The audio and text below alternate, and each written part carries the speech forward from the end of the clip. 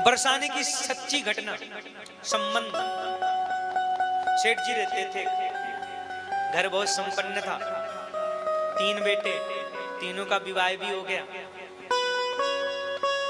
दुकान थी बहुत बड़ी, खूब दुकान चलती, धन आता, खूब यश था, नाम था, पैसा था, धन था, बंगला था, गाड़ी थी, सब कुछ था। पत्नी का अकस्मात शरीर शांत हो गया।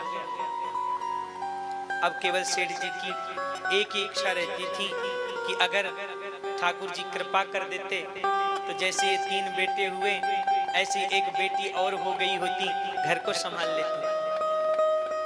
और कहीं ना कहीं उस बेटी के साथ मेरा मन लगा रहता, और जितना प्रेम बेटियां अपने पिता से करती हैं ना भैया, उतना और कोई कर ही नहीं सकता। बेटा एक बार पिता को कभी फटकार देगा, बुरा बोल देगा, लड़ जाएगा, झगड़ लेगा, लेकिन बेटियां कभी पिता से नहीं झगड़ती, बहुत प्रेम करती हैं पिता को। कभी ऑफिस से आओ, थके हारे खेतों से आओ, तो सबसे पहले पानी लेकर देने वाली बेटियां होती हैं, बेटा कभी नहीं देता।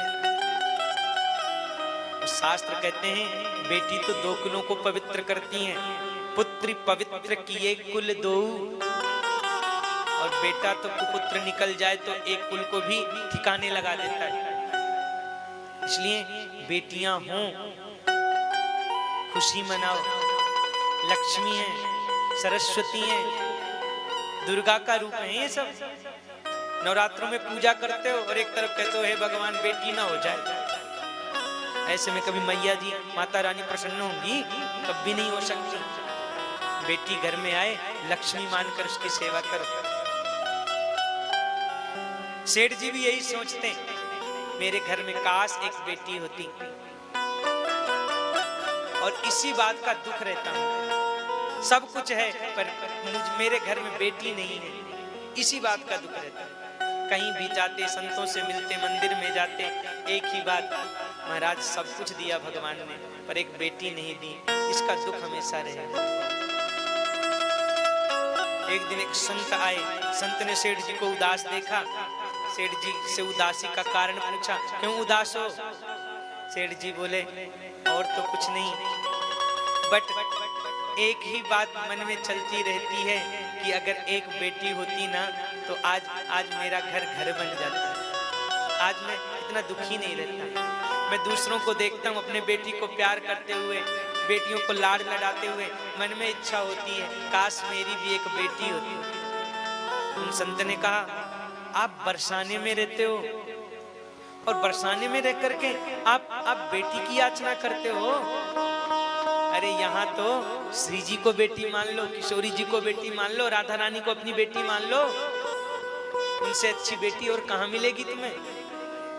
सेठ जी को ये बात जम गई कि संत कह तो बहुत अच्छी बात रहे। उसी दिन दौड़ते दौड़ते दुकान को बंद करके मंदिर पहुंच गए श्री जी के, राधा रानी के, और मंदिर में जाकर के दंडवत प्रणाम करके बोले किशोरी जी मुझे क्षमा करना, इतने दिनों से मैं बेटी बेटी बेटी बेटी करता रहा, पर कभी मन में ऐसा ख्याल नहीं आया कि साक्षात आप मेरी बेटी रूप में बैठी तो हो।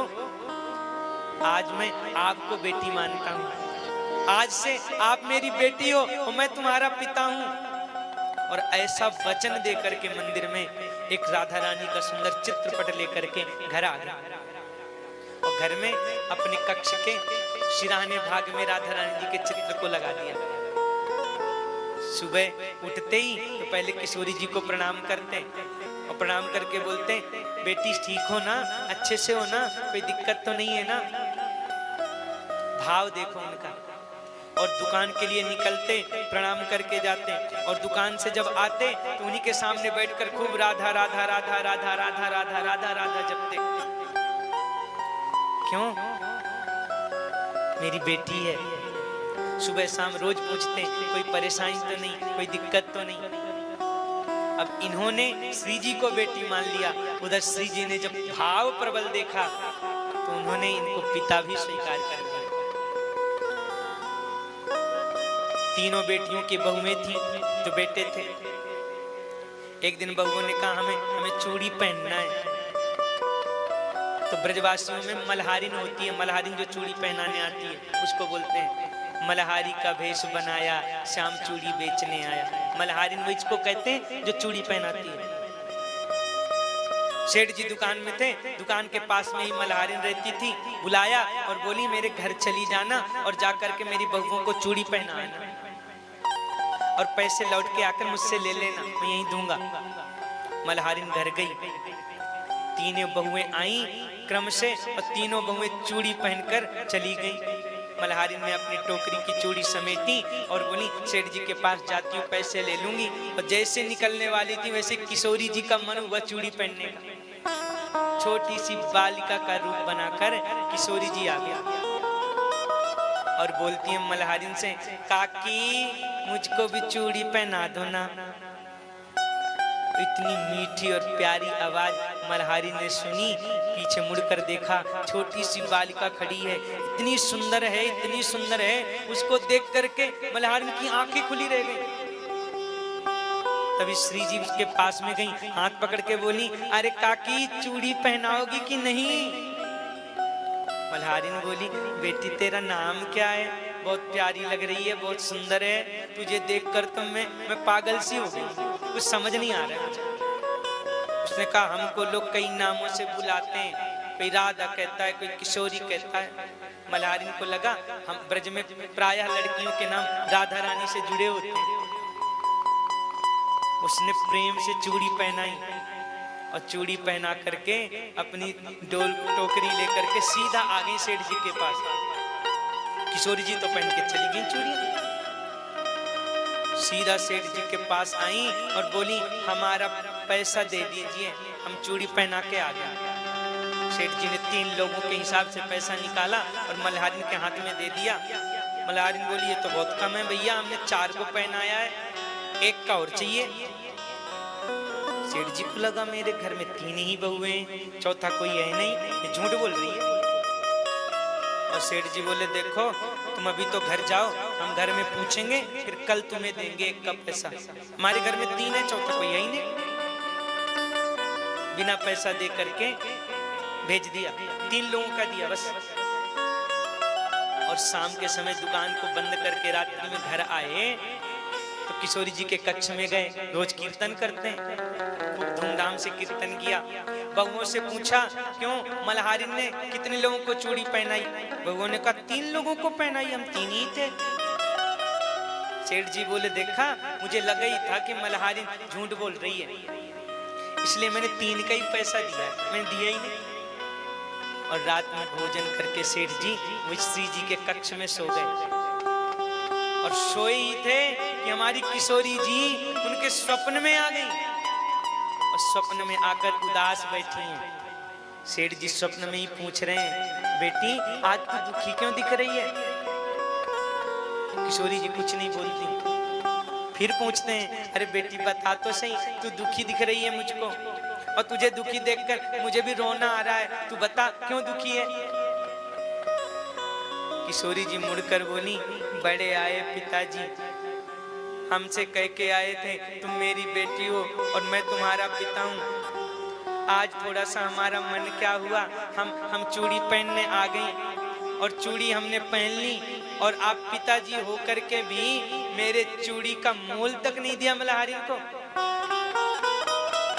सेठ जी झटपटा करके उठे और उठ करके सबसे पहले श्री जी के जो चित्रपट रखा था उस पर नजर गई, और नजर गई तो देखा क्या कि जिस चित्रपट में किशोरी जी के हाथ में कुछ नहीं था उसमें चूड़ियां पड़ी हुई हैं।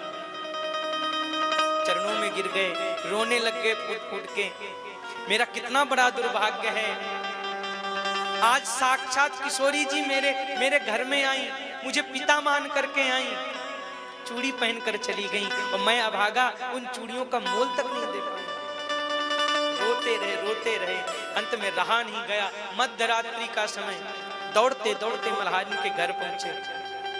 मल्हारिन का दरवाजा खटखटाया, मल्हारिन ने गेट खोला और जैसे ही गेट खोला तो सेठ जी चरणों में लौट गए मल्हारिन के। मल्हारिन घबरा गई, बात क्या हो गई? सेठ जी रो रहे हैं, चरणों में गिर रहे हैं, क्यों? मल्हारिन बोली मुझसे कोई भूल हो गई, आप ऐसा क्यों करते हो? सेठ जी ने पूरी बात बताई। तेरा सतभाग्य ऐसा है तूने अपने हाथों से श्री जी को चूड़ियां पहनाई। मैं इतने दिनों से बेटी रूप में मानता रहा श्री जी को, किशोरी जी को, लेकिन कभी भी उनकी झलक नहीं मिली, कभी उनका प्रत्यक्ष दर्शन नहीं हुआ। तेरा सौभाग्य कैसा है, तेरा भाग्य कैसा है, तेरे हाथों से चूड़ियां पहन ली। चरणों में लौट गए, रोते रहे, पूरी रात बीत गई रोते रोते। सुबह बेटे आए, बहुएं आई, किसी से कोई बात नहीं कर रहे हैं, मुझसे बहुत बड़ी भूल हुई है। दौड़ते दौड़ते मंदिर गए और मंदिर में जाकर के मंदिर के पुजारी से कहा, आज मैं अपने संपत्ति का बंटवारा करना चाहता हूं। पूरी संपत्ति के 5 भाग किए, 3 भाग बेटों को दिया, 1 भाग श्री जी के मंदिर के नाम कर दिया और 1 भाग मल्हारिन के नाम कर दिया। और तब से सब कुछ त्याग करके भगवान का भजन करते और अंत में श्री जी के धाम को चले गए। सत्य घटना है ये वर्षा जी। संबंध जब प्रबल होता है ना भैया, भगवान भी निभाता है, पर संबंध मजबूत होना चाहिए।